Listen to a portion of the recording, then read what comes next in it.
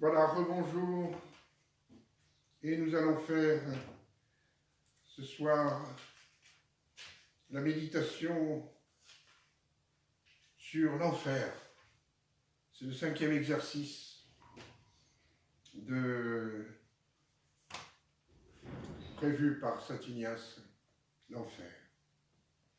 Et nous ferons d'abord l'enfer, les peines des sens, et ensuite la peine du dent, la damnation, la peine du dent, la séparation d'avec Dieu.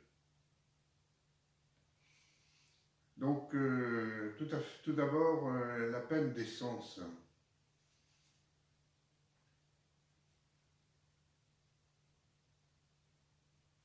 Et saint Ignace nous demande de demander la grâce que l'on veut obtenir ici. Je demanderai le sentiment intérieur des peines que souffrent les damnés. Sentiment intérieur des peines que souffrent les damnés. C'est ce que nous allons essayer de comprendre. Et nous allons essayer de le comprendre simplement en lisant la révélation que Notre-Dame fit aux enfants de Fatima. Elle leur a montré l'enfer, à les enfants. Et puis, nous prendrons également la révélation que sainte Thérèse d'Avila eut de l'enfer. Et ces deux textes que je vous lirai nous donnera, je pense, un aperçu des peines, des sens, des damnés. La vue, l'ouïe, l'odorat, le goût, le toucher. Et je terminerai par un colloque avec Jésus-Christ, notre Seigneur, et je me rappellerai combien d'âmes sont en enfer, les unes parce qu'elles n'ont pas cru à la venue du Sauveur, les autres parce qu'en y croyant, elles n'ont pas agi selon ses commandements, partageant ces âmes en 3 classes.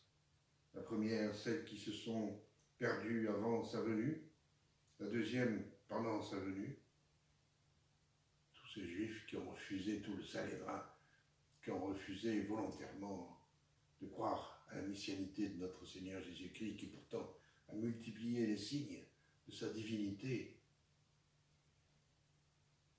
Et je lui rendrai grâce de ne m'avoir laissé tomber par la mort dans aucune de ces classes, rappelant au contraire combien j'ai toujours été jusqu'ici l'objet de sa grande compassion et de sa grande miséricorde.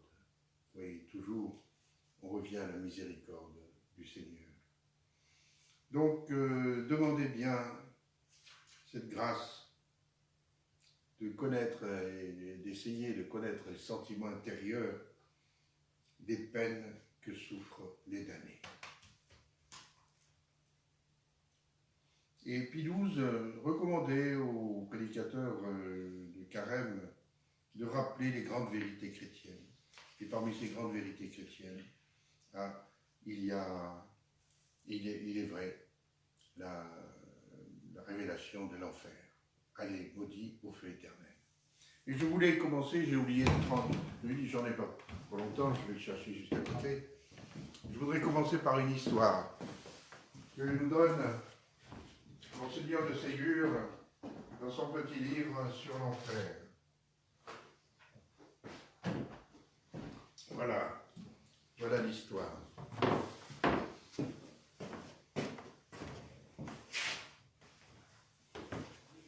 Et puis ensuite, nous verrons le récit de Jacinthe, de Lucie, sur les révélations de l'enfer que Notre-Dame leur fit voir. C'était en 1837. 2 jeunes, le Monseigneur de Ségur, qui est le descendant de la comtesse de Ségur, et qui était aveugle, qui a écrit de très belles choses, et en particulier un petit livret sur l'enfer. Il était aveugle, et il dictait ses ouvrages. Il était devenu aveugle. Deux jeunes sous-lieutenants récemment sortis de Saint-Cyr visitaient les monuments et les synagogues et les curiosités de Paris. Ils rentrèrent dans l'église de l'Assomption, près des Tuileries, et se mirent à regarder les tableaux, les peintures et les autres détails artistiques de cette belle rotonde. Ils ne songeaient nullement à prier.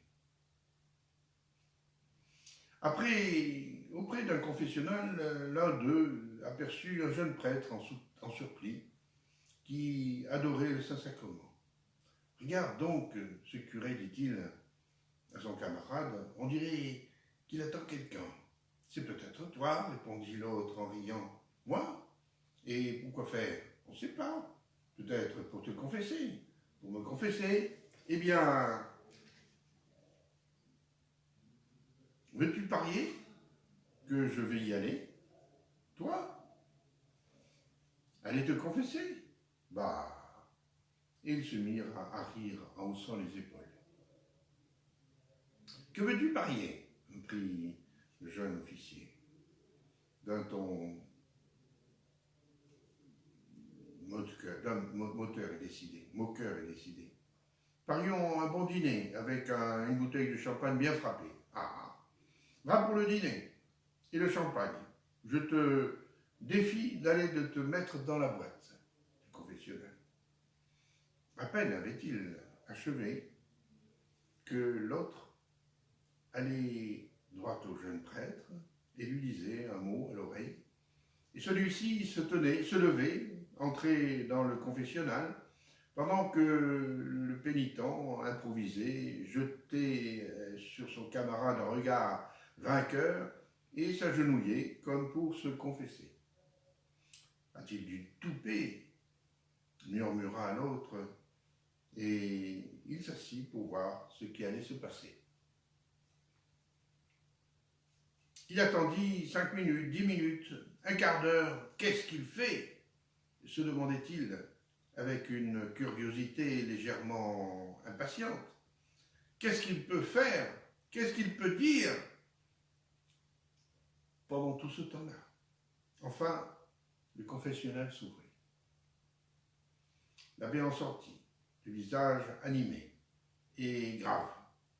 Et après avoir salué le jeune militaire, il entre dans la sacristie.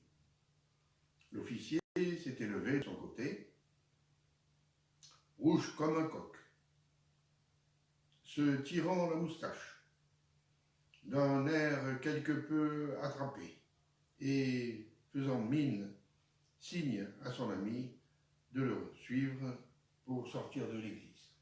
« Ah ça, dit celui-ci, qu'est-ce que tu as fait pendant tout ce temps-là? Sais-tu que tu es resté près de 20 minutes avec cet abbé?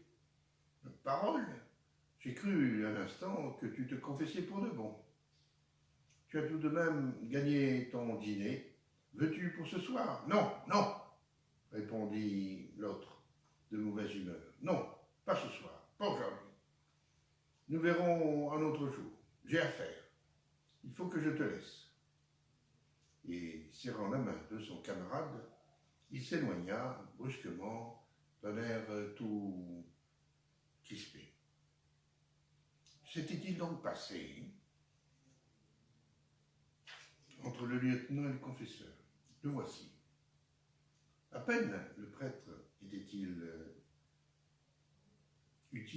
ouvert le guichet du confessionnal qu'il s'aperçut,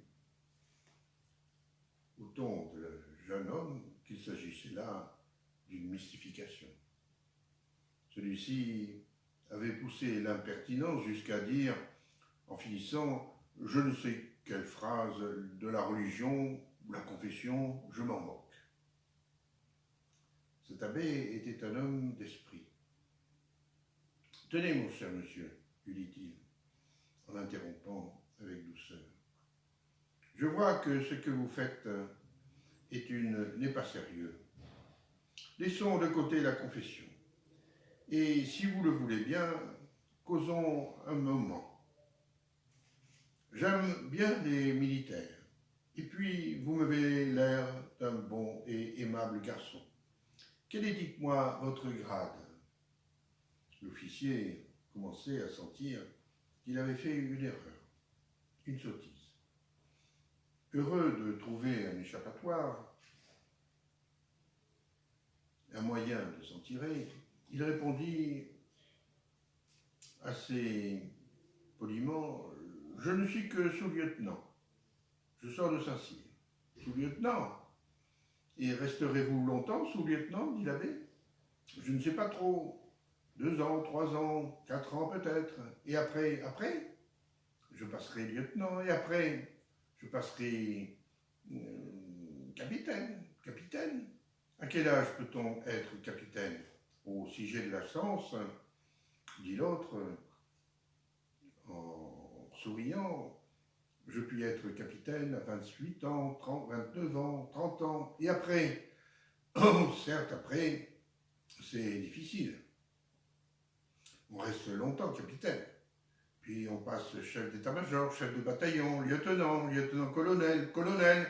Eh bien, vous voilà un colonel à 40 ou 45 ans. Et après cela, je deviendrai général de brigade, et puis général de division. Et après, il n'y a plus que le bâton de maréchal. Mais mes prétentions ne vont pas jusque-là. Soit.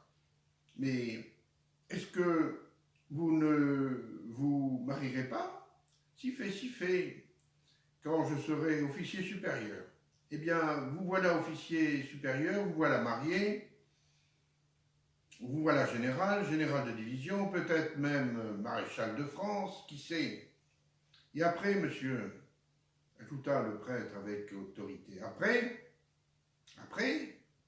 répliqua l'officier un peu interloqué, eh bien, ma foi, je ne sais pas ce qu'il y aura après. Voyez comme c'est étrange, dit alors l'abbé, d'un ton de plus en plus grave. Vous savez tout ce qui se passera jusque-là, et vous ne savez pas ce qu'il y aura après. Eh bien moi, je le sais. Et je vais vous le dire. Après, monsieur, après, vous mourrez. Et après votre mort, vous paraîtrez devant Dieu. Et vous serez jugé. Et si vous continuez à faire comme vous le faites, vous serez damné. Vous irez brûler éternellement en enfer. Voilà ce qui se passera après. Et comme le jeune étourdi, ennuyé de cette fin, paraissait vouloir s'esquiver, un instant, monsieur, ajouta l'abbé, j'ai encore un mot à vous dire. Vous avez de l'honneur, n'est-ce pas? Eh bien, moi aussi.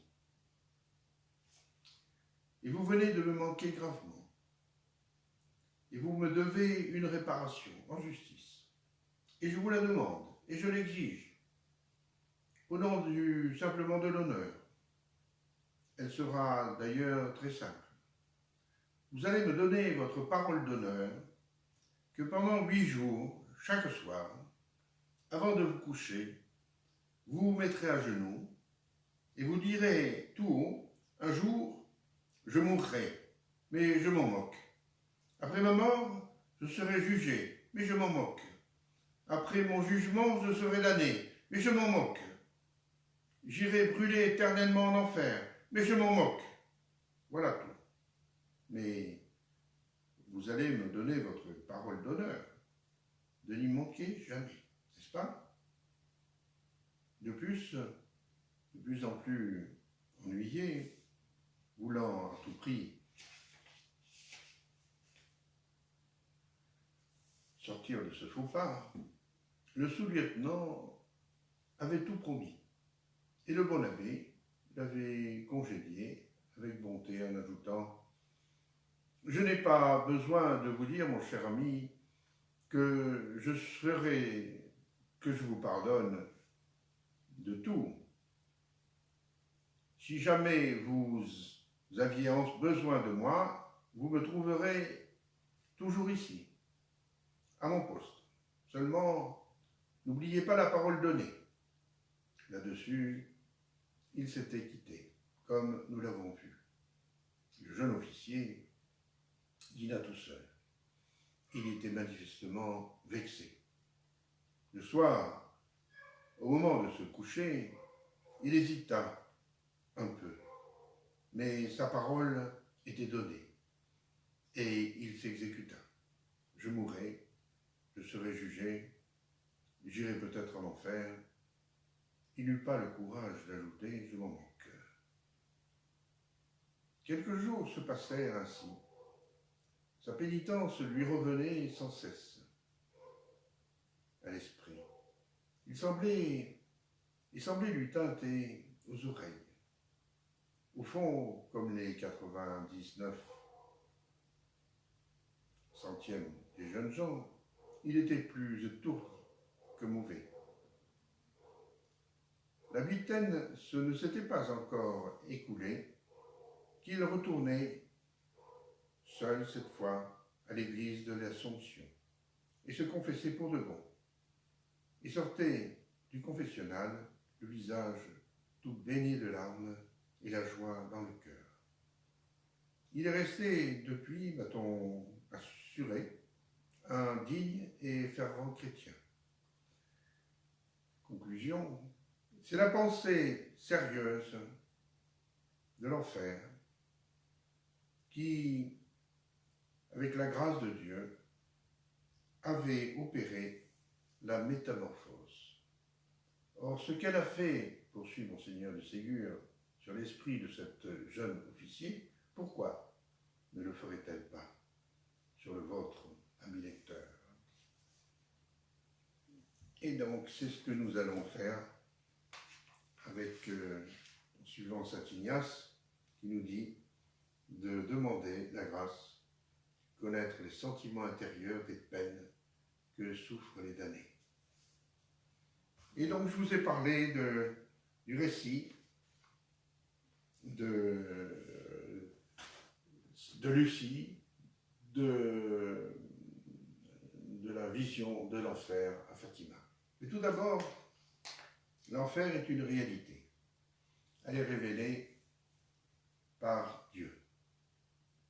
Les témoignages divins qui sont très fréquents, non seulement dans l'Ancien Testament, mais même et surtout dans le Nouveau Testament. Notre Seigneur a solennellement confirmé cette révélation redoutable 14 fois dans l'Évangile. Il nous parle de l'enfer. Quelques exemples simplement pour ne pas allonger. N'oubliez pas que c'est Dieu lui-même qui parle et qu'il a dit « Le ciel et la terre passeront, mais mes paroles ne passeront pas ». Voulant ainsi dire que c'est la vérité qu'il enseigne. Après la transfiguration, notre Seigneur disait aux disciples et aux multitudes qui le suivaient, « Si votre main, c'est-à-dire ce que vous avez de plus précieux, est pour vous une occasion de pécher, coupez-la. Il vaut mieux entrer dans l'autre vie avec une seule main que d'aller avec ses deux mains dans l'enfer, dans le feu qui ne s'éteint pas, où le feu ne cessera jamais. Si votre pied ou votre œil est pour vous une occasion de chute, coupez-le, arrachez-le, jetez-les loin de vous. Il vaut mieux entrer dans la vie éternelle avec un seul pied ou un seul œil que d'être jeté avec ses deux pieds et ses deux yeux dans la prison du feu éternel, où le remords ne cesse point et où le feu ne s'éteint pas. Lorsqu'il parle de ce qui va arriver à la fin des temps, il dit « Alors le Fils de l'homme enverra ses anges » dans Matthieu chapitre 25. Et ils saisiront ceux qui auront fait le mal pour les jeter dans la fournaise de feu, où il y aura des pleurs et des grincements de dents. Que celui qui a des oreilles pour entendre, entende. Matthieu chapitre 25. Vous n'avez qu'à le relire, vous verrez. Et saint Luc nous donne ce beau récit que je vous l'ai lu, n'est-ce pas, du mauvais riche et du bon Lazare. Il parle de l'enfer et je pense qu'il est bon de reprendre ce récit, Saint Luc, chapitre 16, verset 19. 16. Voilà.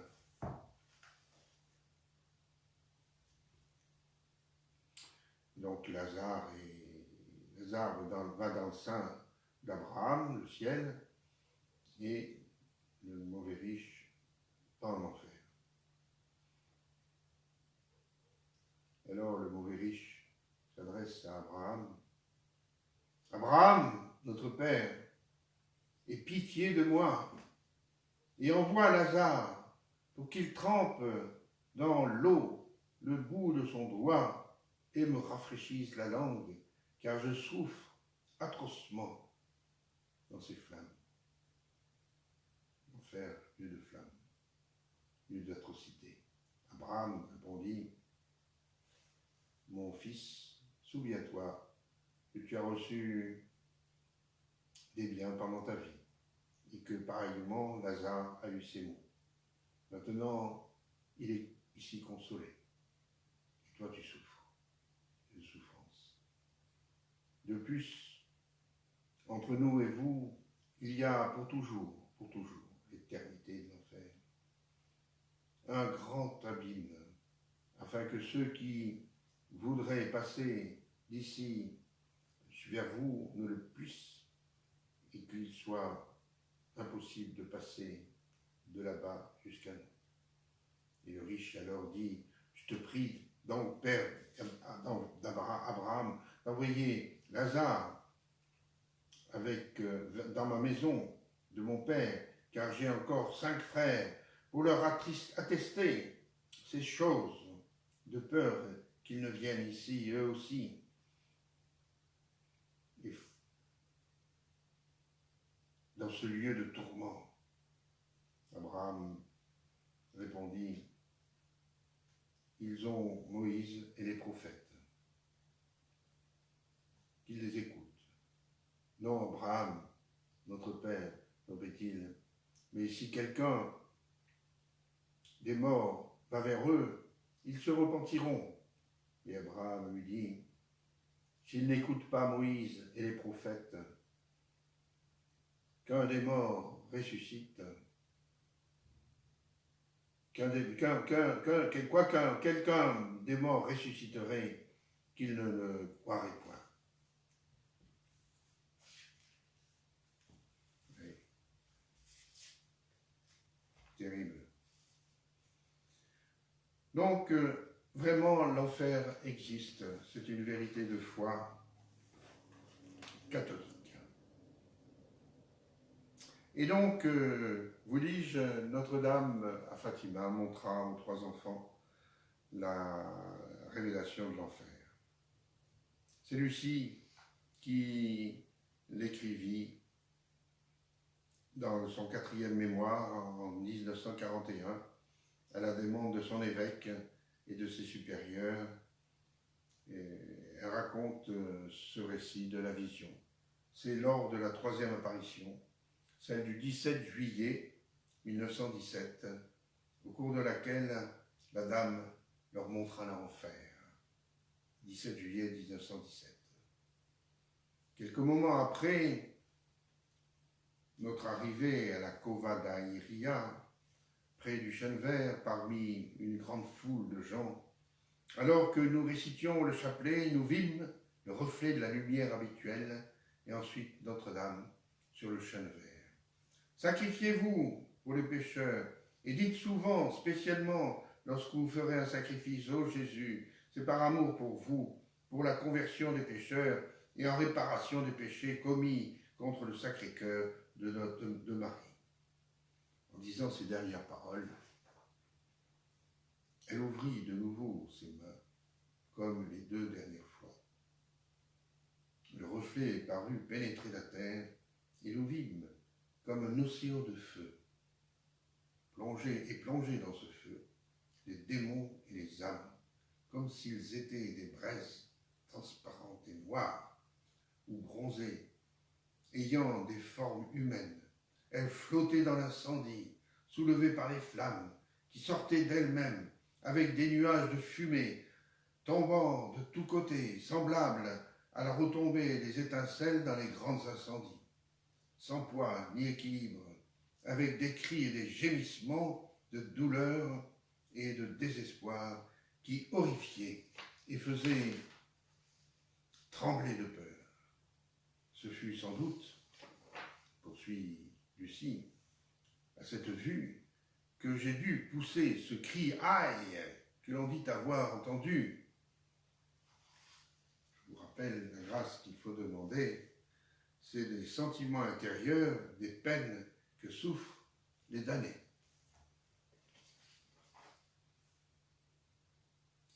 Les démons se distinguaient par des formes horribles et répugnantes, d'animaux effrayants et inconnus, mais transparents comme des charbons noirs embrasés.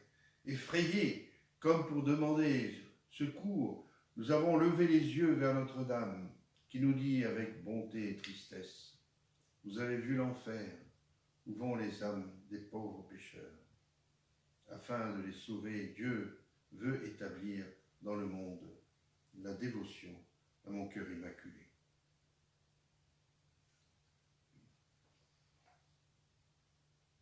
Jacinthe s'asseyait souvent par terre ou sur quelques pierres et pensive,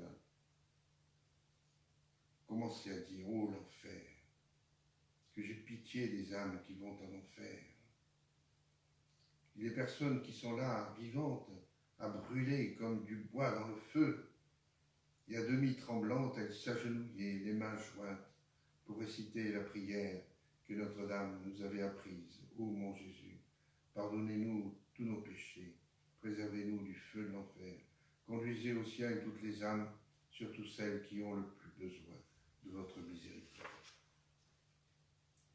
Maintenant, poursuit Lucie, votre Excellence comprendra pourquoi j'ai conservé l'impression que les dernières paroles de cette prière se rapportent aux âmes qui se trouvent dans un grand et plus imminent danger de damnation.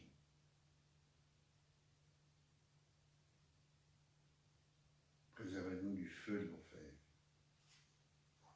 Ab aeternis damnatione noceripi. Arrache-nous à la damnation éternelle. Nous disons cela dans le canon romain, dans la prière du Ankhigitur. Un homme prévenu en veut deux, dit un proverbe. Dieu lui-même nous a avertis. La Vierge sainte nous le rappelle solennellement dans cette vision. Et nous demande de réciter la prière qu'elle a enseignée aux enfants de Fatima. Priez pour que notre persévérance finale et que nous soyons préservés du feu de l'enfer.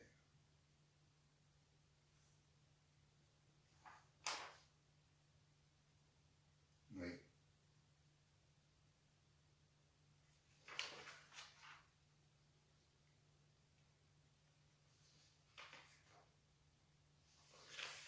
Et permettez-moi également de vous lire rapidement le témoignage de Sainte Thérèse d'Avila sur l'enfer.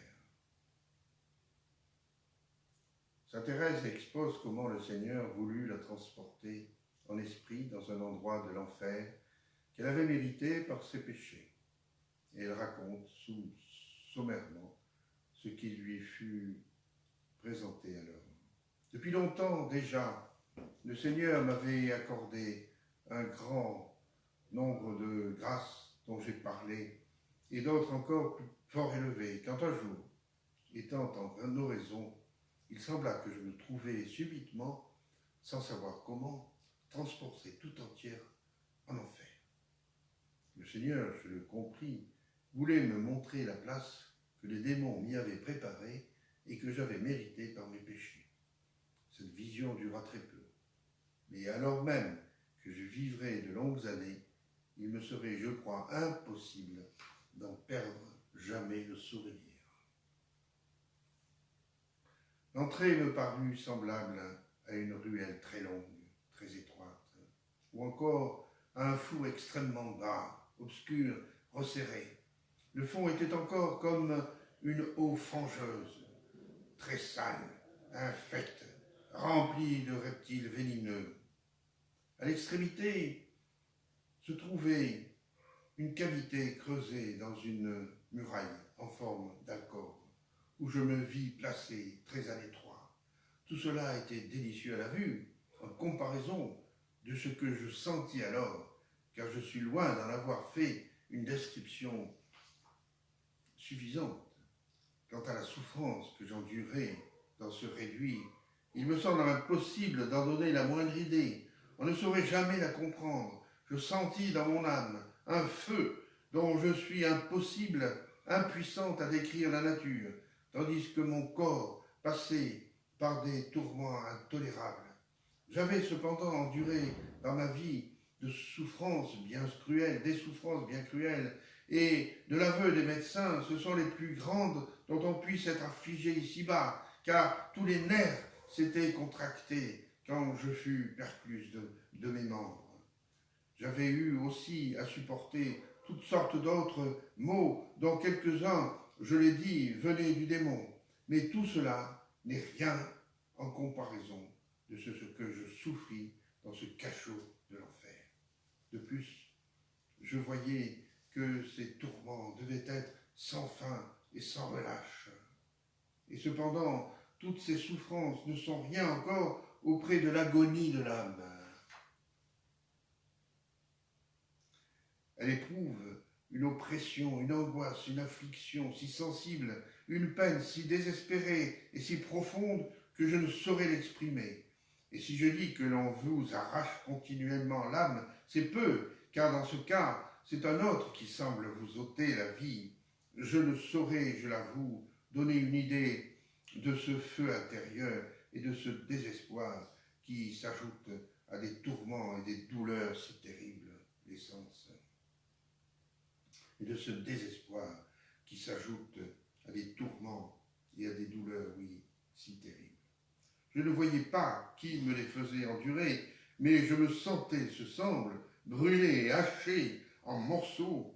Je le répète, ce qu'il y a de plus affreux, c'est ce feu intérieur et ce désespoir de l'âme. Désespoir de l'âme. Dans ce lieu si infect, d'où le moindre espoir de consolation est à jamais banni, il est impossible de s'asseoir ou de se coucher. L'espace manque. J'y étais enfermé comme dans un trou pratiqué dans la muraille. Les parois elles-mêmes, objets d'horreur pour la vue, vous accablent de tout leur poids. Là, tout vous étouffe. Il n'y a point de lumière, mais les ténèbres les plus épaisses. Et cependant, chose que je ne saurais comprendre, malgré ce manque de lumière, on aperçoit tout ce qui peut être un tourment pour la vue. Le Seigneur ne voulut pas alors me montrer rien de plus sur l'enfer. Il m'a donné depuis une vision des choses épouvantables et de châtiments infligés à certains vices. Cette torture me paraissait beaucoup plus horrible à la vue. Mais comme je n'en souffrais pas la peine, j'en fus moins effrayé. Dans la vision précédente, au contraire, le Seigneur m'avait fait éprouver véritablement en esprit ces tourments, ces angoisses, comme si mon corps les avait endurés. Je ne sais comment cela se fit, mais je compris bien que c'était une grande grâce et que le Seigneur voulait me faire voir de mes propres yeux l'abîme d'où sa miséricorde m'avait délivré.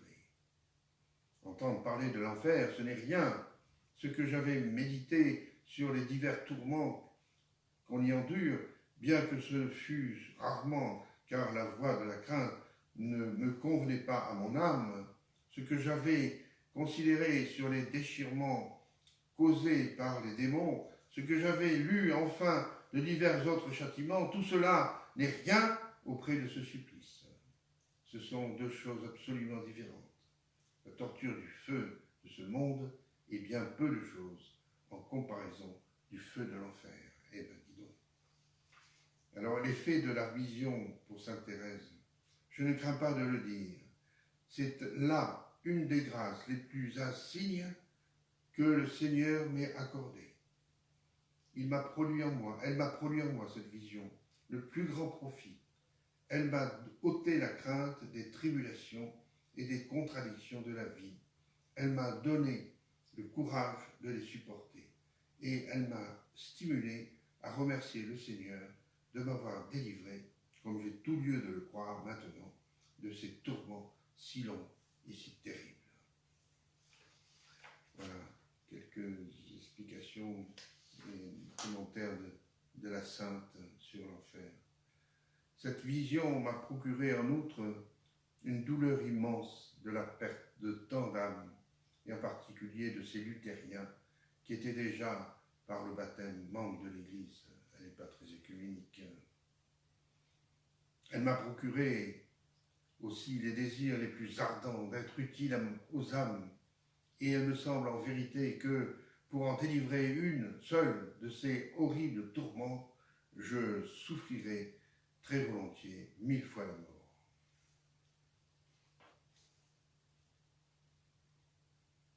Oui.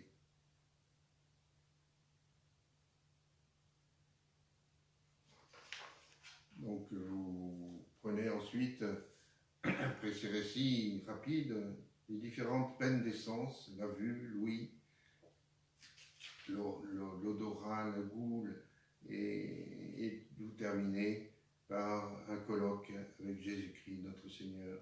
Je me rappellerai combien d'âmes sont en enfer, les unes parce qu'elles n'ont pas cru à la venue du Sauveur, etc. Et le monde ne se dirige-t-il pas vers l'enfer alors qu'il ne croit pas à la divinité de notre Seigneur Jésus-Christ, qu'il soit vraiment le Sauveur? Et après avoir vu les peines d'essence, je veux rapidement vous parler de la peine de la damnation, du dent de la damnation, la peine de la damnation. Qu'est-ce que c'est que cette peine de la damnation?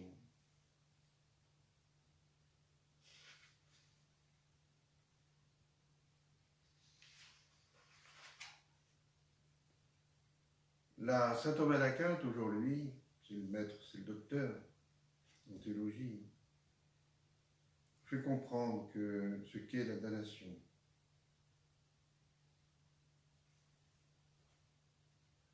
La damnation, la peine du dent, la peine du damné est infinie, nous dit saint Thomas, parce qu'il y a pour lui perte d'un bien infini. La peine du dent est infinie, parce qu'il y a pour lui perte d'un bien infini. Voilà. Imaginez que vous perdiez un lingot ou un brillant d'une belle valeur, mais qui ne coûte que, mettons, 1000 euros. La peine de la perte de ce brillant causera dans votre âme un certain chagrin, surtout si c'est un brillant qui fut offert par votre fiancé. Mais imaginez que ce brillant vaille 10 000 euros. La peine sera plus grande encore de la perte de ce brillant. La peine est proportionnée à la valeur du bien perdu. D'accord? Imaginez que ce brillant vaille 10 000 euros. Vous comprendrez bien facilement que la peine sera encore plus grande parce que la perte du bien est plus grande, parce que le bien perdu est plus grand, a une valeur plus grande. Donc c'est vrai de dire que la peine est proportionnée à la valeur du bien perdu. Si donc le bien perdu est infini, on comprend très bien alors que la peine du damné est infinie, puisqu'il y a pour lui perte d'un bien infini. Vous trouvez cette phrase formidable de Saint-Augustin, de Saint Thomas, dans la Prima Secunde, question 87, article 4. Donc je le répète, la peine du damné est infinie parce qu'il y a pour lui perte d'un bien infini. Les saints, j'allais dire, sont les seuls ici-bas à redouter cette peine de la damnation.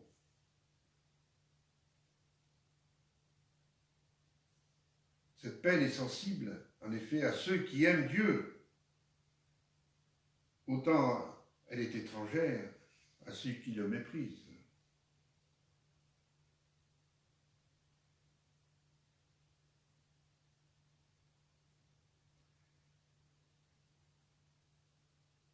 À la mort,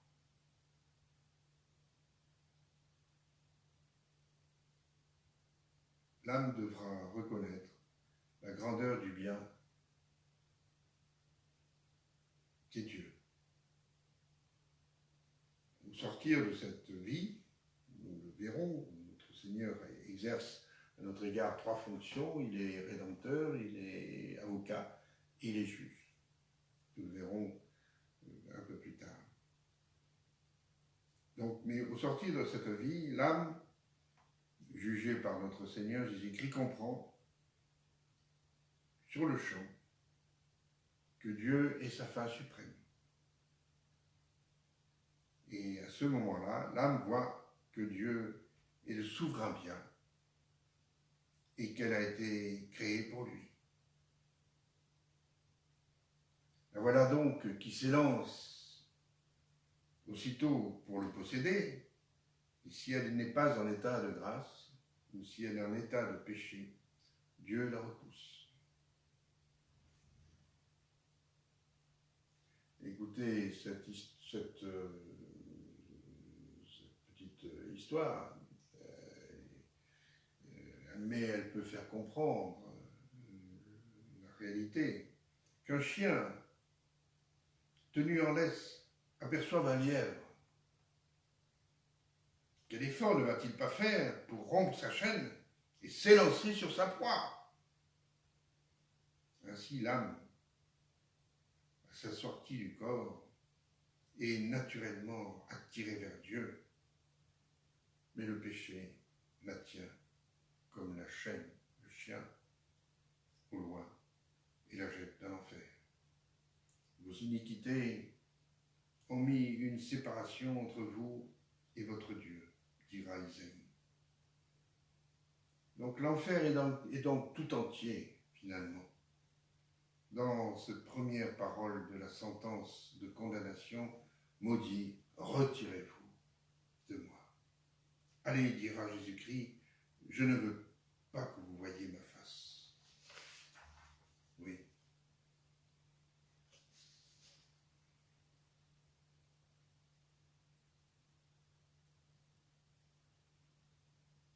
Jamais on ne comprendra bien le malheur de celui qui devient pour Jésus un objet d'horreur. L'enfer est sans doute une chose terrible.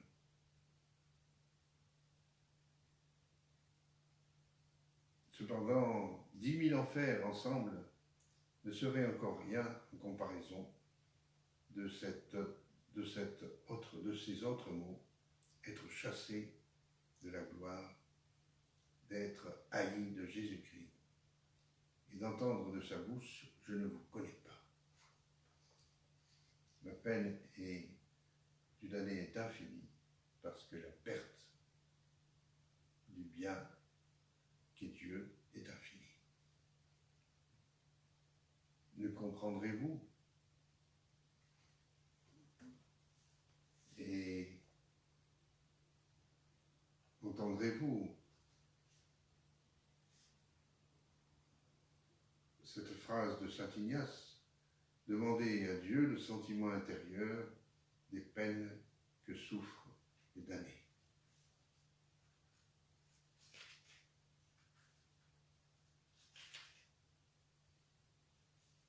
Oui, la peine du don. Cette phrase de saint Thomas d'Aquin est très, très, très profonde. La peine du damné est infinie, parce que le bien qu'il perd est infini, c'est Dieu lui-même.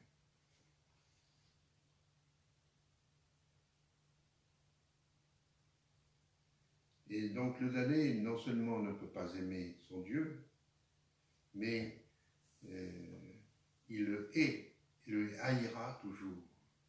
Car comme je vais le dire, la peine du damné est éternelle. Et ce sera son enfer de reconnaître Dieu pour son bien suprême et de se voir forcé de le haïr dans le temps même où il comprend qu'il est digne d'un amour infini.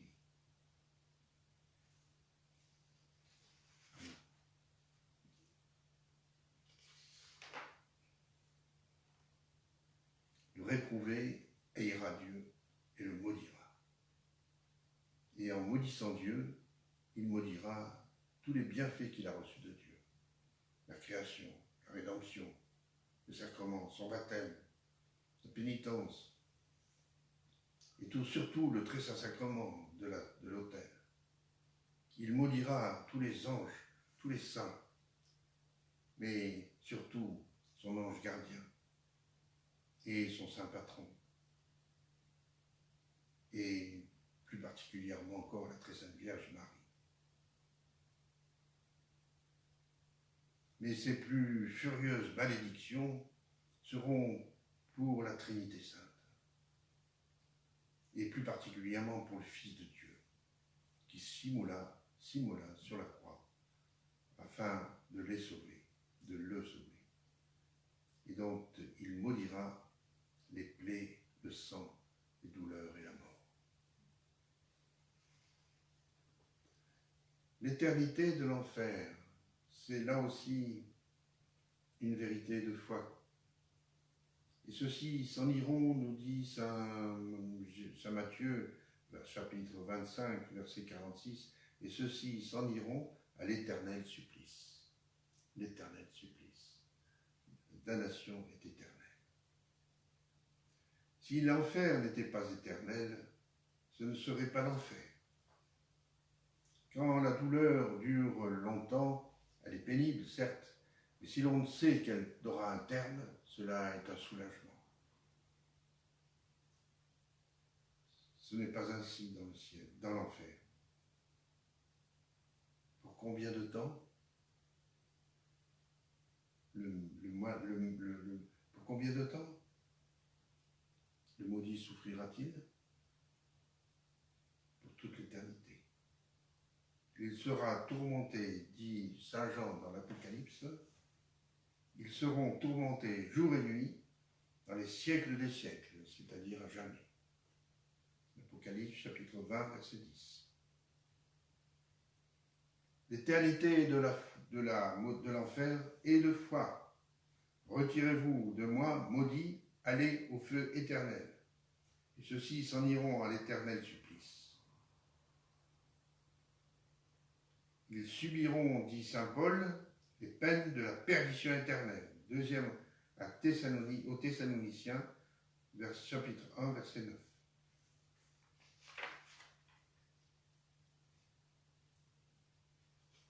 Ainsi, quand on entre en enfer, c'est pour toute l'éternité. Il y a une porte pour rentrer, il n'y a point pour sortir. Les réprouvés ne sont pas plutôt tombés dans cet abîme de tourments que l'ouverture se ferme et se ferme pour toujours. Il y a, vous dis-je, oui, une porte pour rentrer et il n'y en a pas pour sortir. On y descend et jamais on n'y remonte.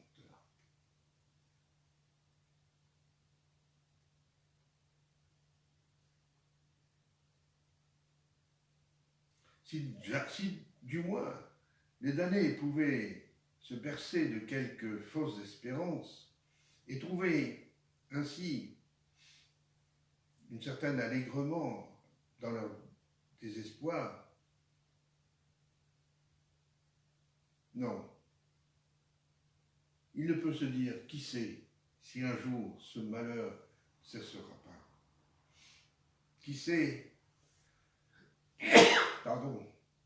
qui sait, n'a pas de cours dans l'enfer. Je te poserai, dit Dieu, devant ta propre face.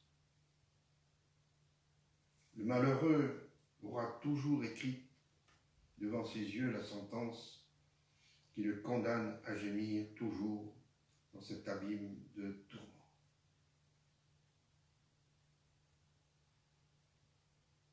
Oui.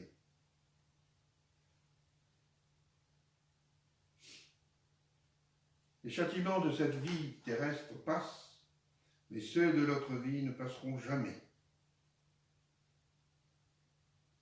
L'éternité des peines.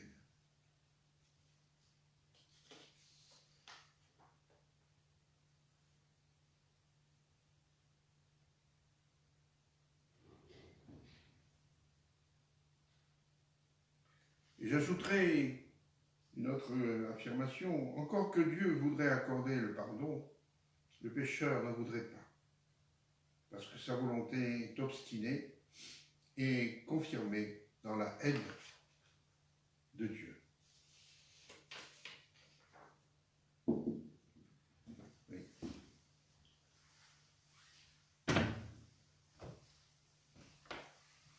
Et donc, je terminerai, le refrain de l'enfer, c'est toujours, toujours, jamais, jamais.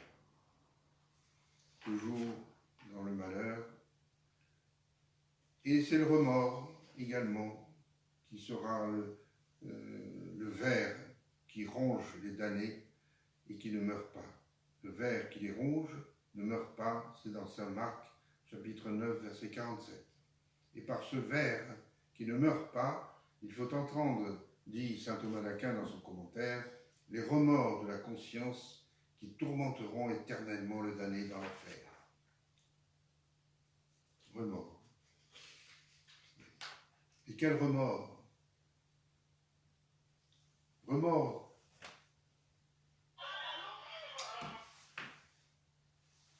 Remords du damné qui consistera à penser qu'il s'est perdu pour si peu de choses. Oui, si peu de choses. Qu'il était si facile finalement de se sauver. Et je terminerai, puisque c'est la fin de cet entretien, par cette pensée. Le damné verra la grandeur du bien qu'il a perdu. Ce sera son remords, par sa propre faute. Il verra qu'il était créé pour le ciel. Il verra que, constitué par Dieu le maître de sa destinée, il pouvait faire le choix de la vie ou de la mort éternelle.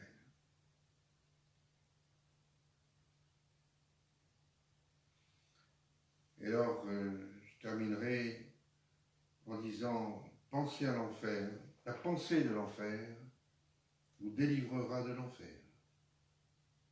C'est dans l'Ecclésiastique.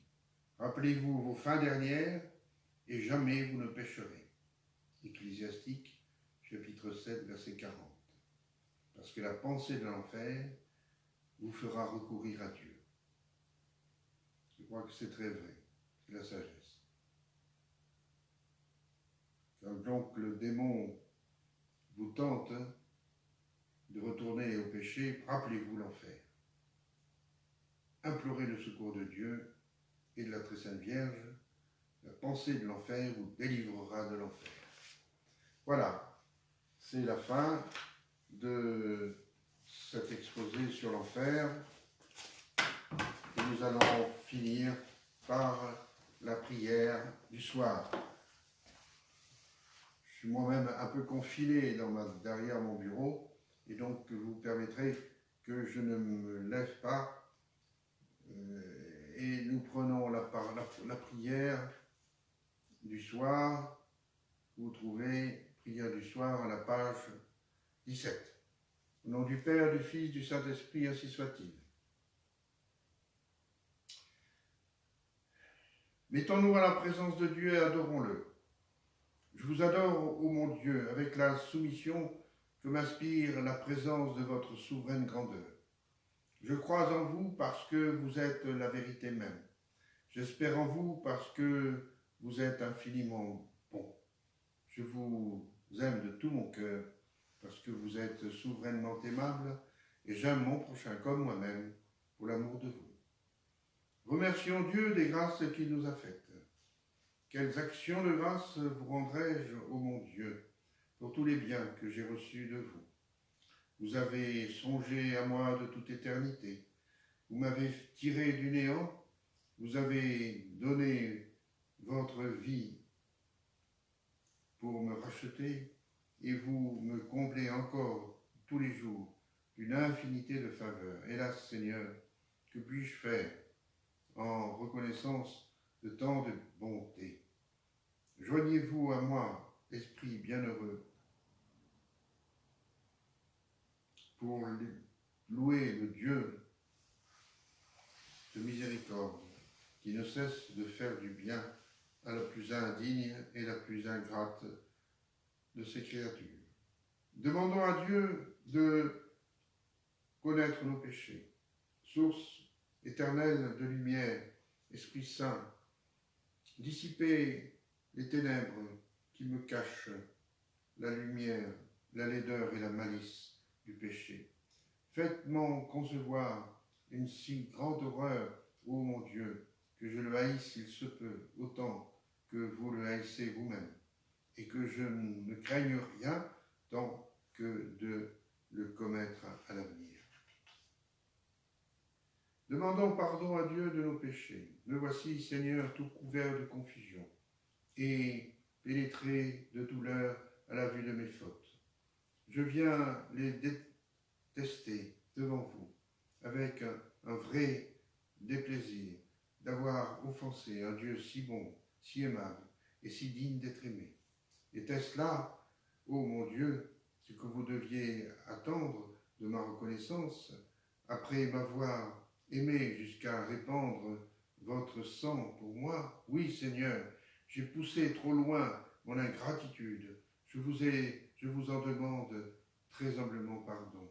Et je vous conjure, ô mon Dieu, par cette même bonté dont j'ai ressenti tant de fois les effets, de m'accorder la grâce d'en faire dès aujourd'hui et jusqu'à la mort une sincère pénitence. Prenons une ferme résolution de ne plus pécher, que je souhaiterais, ô mon Dieu, de ne vous avoir jamais offensé.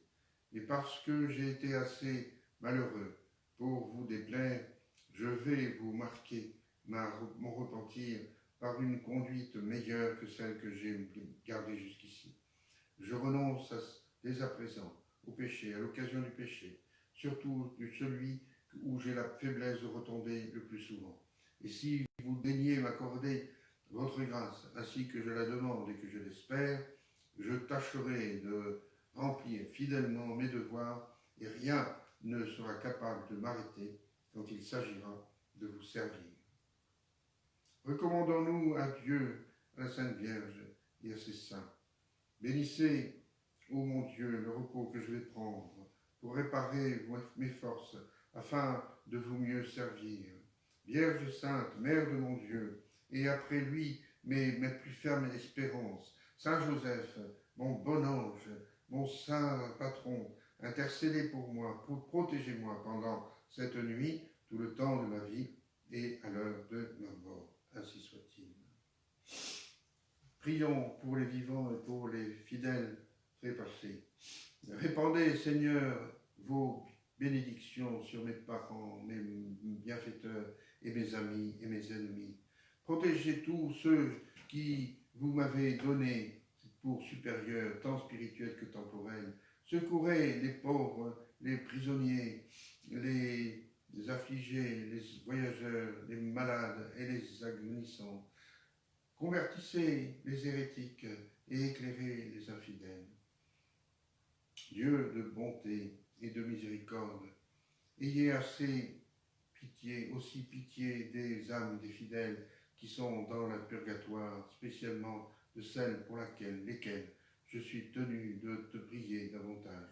Donnez-leur le repos et la lumière éternelle, ainsi soit-il. Prière à tous les saints. Âme bien très heureuse qui avait eu le bonheur de parvenir à la gloire, obtenez-moi deux choses de celui qui est notre Dieu et notre Père, que je ne l'offense jamais mortellement et qu'il me ôte de moi tout ce qui lui déplaît, ainsi soit-il. Et donc, je vous donne maintenant ma bénédiction. Benedictio Dei omnipotentis, Patris et Filii et Spiritus Sancti, descendat super vos et maniat semper. Voilà, passez